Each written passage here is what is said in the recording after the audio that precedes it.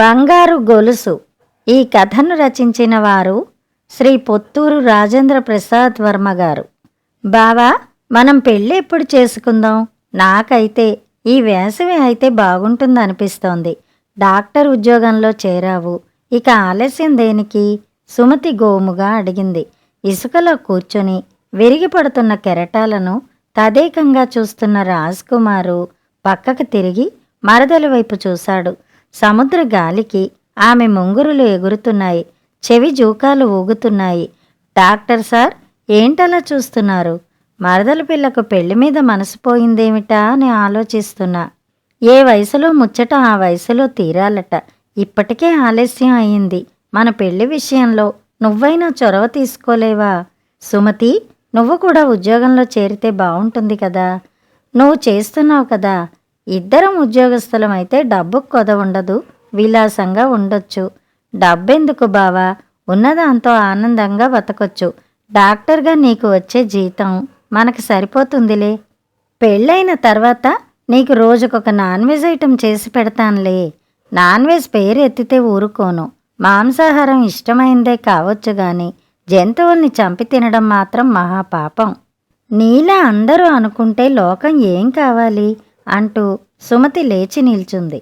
దూరంగా పల్లీలు అమ్ముతున్న కుర్రవాణ్ణి పిలిచి 2 పొట్లాలు కట్టించి ఒకటి రాజ్కుమార్కి ఇస్తూ బతికున్న వేరుశనగ మొక్కని భూమిలో నుంచి పీకి దాని కాయలు తినడం అది కూడా పాపమే కదా బావా? గోముగా చూస్తూ ప్రశ్నించింది. దీని సంగతి నాకు తెలియదు, కానీ మనలాంటి ప్రాణమున్న పక్షుల్ని జంతువుల్ని చంపి తినడం మంచిది కాదు, రాజ్కుమార్ తాపీగా అన్నాడు. చంపడం గురించి నీతో మాట్లాడడం నాదే బుద్ధి తక్కువ. మన పెళ్లి విషయం ఇంట్లో నువ్వు చెబుతావా, నన్ను చెప్పమంటావా? ఈ ఏడాది ఎలాగైనా జరిగిపోవలసిందే. మా ఫ్రెండ్స్ అందరూ పెళ్ళిళ్ళు చేసుకుని 2-3 పిల్లలకు తల్లులయ్యారు. నీ చదువు ఉద్యోగం కోసం ఎదురుచూపులతో ఇంత సమయం పట్టింది. మరింక ఆలస్యం వద్దు. చేతిలో ఉన్న పల్లీలకు చుట్టిన కాగితాన్ని వదిలిపెట్టింది. సముద్రగాలికి కొట్టుకుపోతున్న ఆ కాగితాన్ని చూపిస్తూ, చూడు బావా, నా పరిస్థితి కూడా అదే విధంగా ఉంది. పెళ్ళి అనే బంధంతో దానిని నిలుపుదల చేయాలి అంది సుమతి. రాజ్కుమార్ చిన్నగా నవ్వాడు. తర్వాత, సుమతి, చీకటి పడుతోంది, వెడదామా? జవాబు కోసం చూడకుండా లేచి నిల్చుని చేతిని అందించి ఆమెని పైకి లేపాడు. సుమతి అతని ఆసరాతో లేచి నిల్చుంది. చీరకు అంటిన ఇసుక దులుపుకుంది. బావా, నీ నుంచి ఇటువంటి చేయూతనే కోరుకుంటున్నాను. చిన్నప్పటి నుంచి నువ్వే నా భర్తవని అందరూ ఫిక్స్ చేసేశారు. జంతువుల పట్ల నీ ప్రేమ, ప్రాణానికి నువ్వు ఇచ్చే విలువ నాకెంతో నచ్చుతాయి. ఆమె ఇంకా ఏదో చెప్పబోయింది. పద, టైం అయింది. రాజ్కుమార్ ముందుకు కదిలాడు. ఆమె అనుసరించింది. సుమతి, రాజ్కుమార్ బావ మరదళ్ళు ఇద్దరూ ఒక్కచోటే పెరిగారు. చిన్నతనం నుంచి జీవహింస అంటే రాజ్కుమార్కి ఇష్టం లేదు. తండ్రితో మాంసం కొట్టుకు వెళ్ళి అక్కడ మరుగుతున్న నీటిలో కోడిని ముంచి దానిని చంపడం, ముక్కలు చెయ్యడం చూశాడు. ఆ తర్వాత మరెప్పుడూ మాంసంతో అన్నం తినలేదు. పక్క ఊళ్ళో కుందేళ్లను ఎవరో అమ్మకానికి తీసుకొచ్చారని, వాటిని చంపి మాంసంగా అమ్ముతున్నారని తెలుసుకుని విలవిల్లాడిపోయాడు. 2 రోజులు నిద్రపోలేదు. కాస్త పెద్దయిన తర్వాత వ్యాన్లో ఆవుల్ని తరలించడం చూసి పోలీసులకు ఫిర్యాదు చేశాడు. ఇటువంటి సంఘటనలు ఎన్నో ఇంట్లో వాళ్ళు చెబుతుండగా సుమతి వినేది. మెడికల్ కాలేజీలో సీటు వచ్చి చేరడానికి వెళుతున్నప్పుడు సుమతి అడిగింది, బావా, ఎవరికీ లేని ఈ మనస్తత్వం నీకు ఎలా అలవడింది అని. జంతువులకు, పక్షులకు మనలాగే ప్రాణం ఉంటుంది. ఆ ప్రాణం తీసే హక్కు ఎవరికీ లేదు. అలా హత్య చేసేవారిని క్షమించకూడదు అన్నాడు. ఆ తర్వాత మరెప్పుడూ ఆ ప్రస్తావన తేలేదు. ఆ రోజు, సుమతి, నీకు బంగారు గొలుసు కొంటున్నాను. రాజ్కుమార్ ఫోన్లో చెప్పిన విషయం విని ఉబ్బి తబ్బిబ్బైపోయింది. పెళ్లి ముహూర్తాలు పెట్టుకోకముందే గిఫ్ట్ రావడం ఆమెకి ఎంతో ఆనందం కలిగించింది. బంగారం ధర బాగా పెరిగిపోయింది. కట్నం ఇచ్చి నిన్ను కొనుక్కోవలసింది. నువ్వే నా కోసం గొలుసుకుంటున్నావు. యు ఆర్ గ్రేట్ బావా అంది సంతోషంగా. ఆ రోజు సాయంత్రం వాళ్ళిద్దరూ మళ్ళీ సముద్ర తీరంలో కలుసుకున్నారు. సముద్రం సాక్షిగా ఈ గొలుసు నీదే అన్నాడు రాజ్కుమార్. సుమతి పొంగిపోయింది. మెడలో వేసుకుని చూసుకుని మురిసిపోయింది.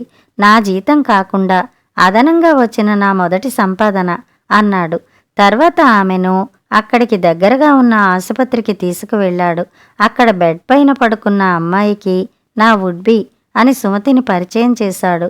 ఆపరేషన్ చేయించుకున్న ఆ యువతి నీరసంగా లేచి కూర్చుని నమస్కారం చేసింది. ఆమె తండ్రి, భర్త, ఇతర కుటుంబ సభ్యులు అక్కడే ఉన్నారు. వారు కూడా సుమతిని విష్ చేశారు.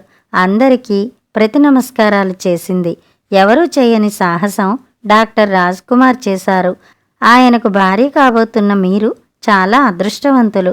పేషెంట్ కుటుంబ సభ్యులు సుమతిని మెచ్చుకున్నారు. ఫోన్ వస్తే మాట్లాడడానికి రాజ్ కుమార్ బయటికి వెళ్ళాడు. సుమతి అక్కడున్న వారితో మాట్లాడింది. ఆపరేషన్ గురించి వాళ్ళు చెప్పిన వివరాలు విని పేషెంట్ పరిస్థితి అడిగి తెలుసుకుని బయటికి వచ్చింది.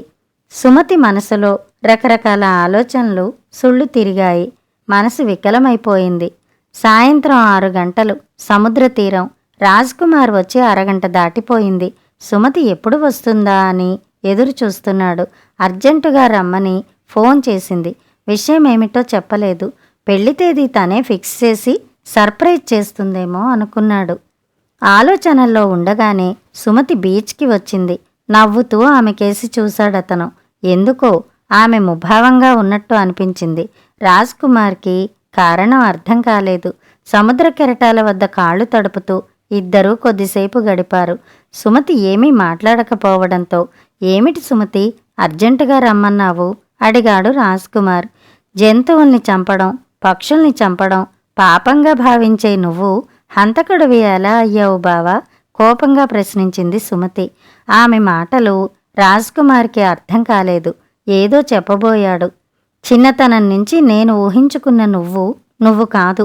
మాంసం తినడానికే విలవిల్లాడిపోయే నువ్వు హత్య చేస్తావనుకోలేదు. చెప్పడానికే నా నీతులు ఇలా డబ్బు కోసం కక్కుర్తి పడతావనుకోలేదు. సుమతి, నువ్వు ఏం చెబుతున్నావో అర్థం కావటం లేదు. కడుపులో పెరుగుతున్నది ఆడపిల్లయితే మొగ్గలోనే తుంచేయాలని వచ్చిన ఆ అమ్మాయికి నిషేధిత స్కానింగ్ పరీక్షలు చేశావు. ఆపరేషన్ చేసి భ్రూణహత్య చేశావు. దీనిని తట్టుకోలేకపోతున్నాను బావా. ఎంతో ఆశతో నిన్ను పెళ్లి చేసుకోవాలనుకున్న నేను ఇప్పుడు హంతకుణ్ణి భర్తగా కోరుకోవడం లేదు. గుడ్ బై అంటూ అతని అరచేతిలో బాక్స్ పెట్టి సుమతి ముందుకు సాగిపోయింది. బాక్స్ విప్పి చూశాడు రాజ్ కుమార్. బంగారు గొలుసు వెలవెలబోతూ కనిపించింది. కథ సమాప్తం.